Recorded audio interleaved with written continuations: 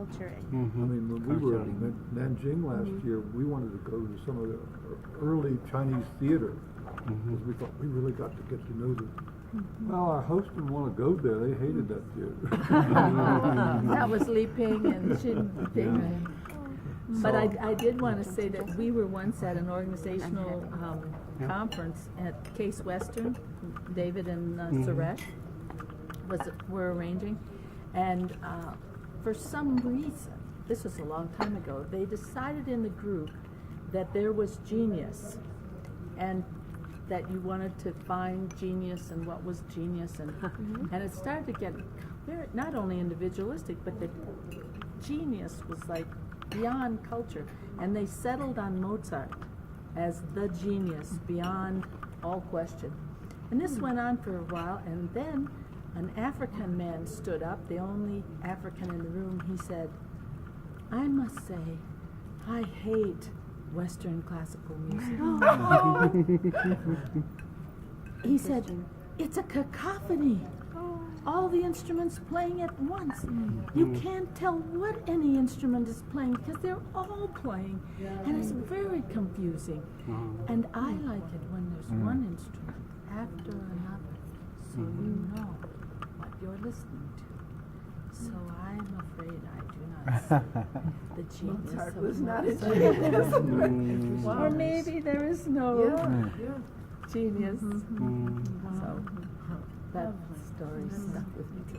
And do you want to ask our final question? I And then we do. can turn the tape off and you can go and have a chat. Okay. I'm curious to hear what you all see to be some of the openings or applications for social construction beyond what's already been.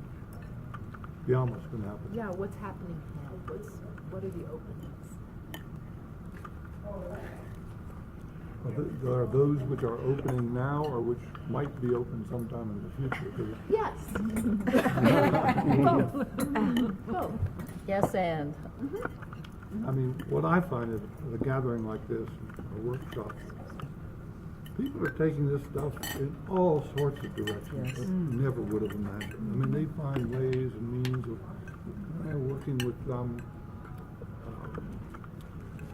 Colombian ex-rebels who are coming back into society now, are giving up their arms, and they're using constructionist ideas to bring them back and repatriate them. And it's like, fantastic. So like,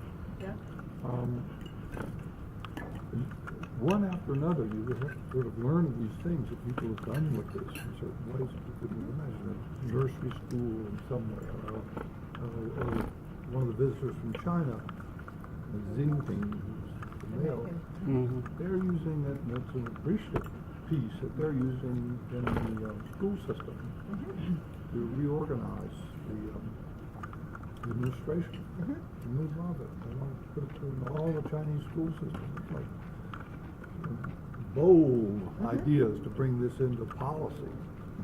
And there's another man yesterday who's now moved in the Canadian government where he'd done a dissertation with us. And it was sort of appreciative work to bring this whole school system together in his region, and now he's in the government. So things just happen. But with that, the one area that we just have made no penetration, and it's absolutely vital, is into politics. I mean, the fact that our government doesn't really work. None function. Most democracies don't function very well, partly on the same accounts.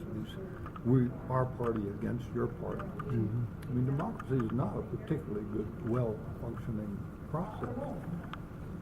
I don't know how to get in it. Nobody wants to listen to it. I don't know how to open that door. I feel constantly disappointed by it. I'm not quite as negative because I think Ken's looking at the top, at the federal level. Yeah. At the, That's true, top. And I think when you just said that Larry Espy is now in the government of British Columbia. But he'll be working in the administration. But that they have effects, I think. I'm more hopeful about the local levels, that's the place, because you can be a member of your organization and have neighbors who might be in the city council. and they become curious about what you're doing. That bear-like man wandering around, he wants to have some help to do something different.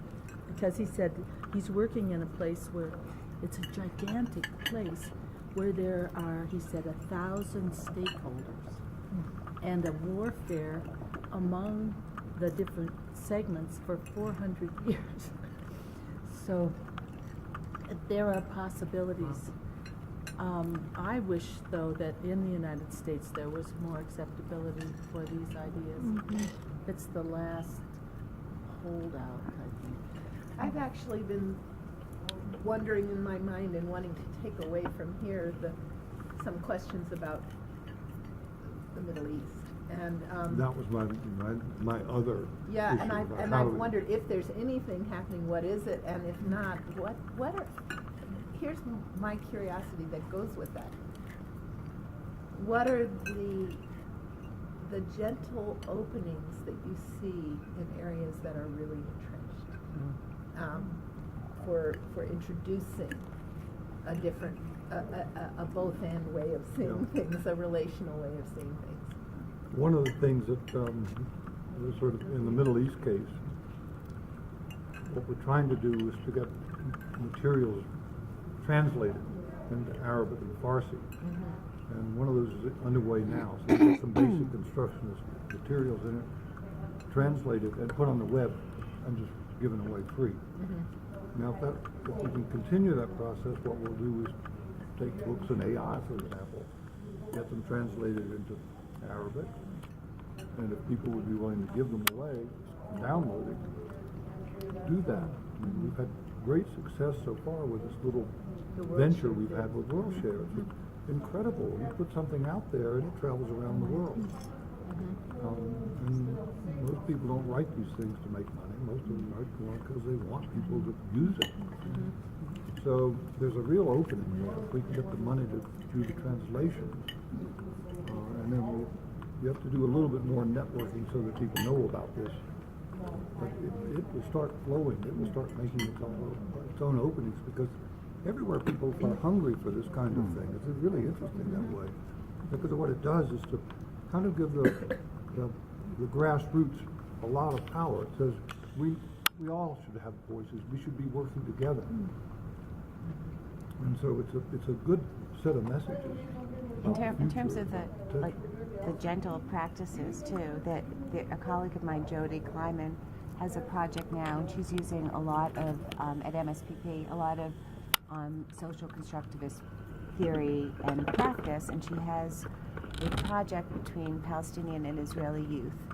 There's a workbook that her father and her created, and he had a lot of experience in trauma and working with people, refugees, and they bring them together around adolescence, around art, and there's an art project, and they share in making art together, and then they do that here in the States, and then they go back, and now the follow-up is, well, what happens when they go back to their own, countries, and how can you sustain it? And they've been very successful in the first phase, but the sustainability isn't good. I mean, there's a number of you have heard me say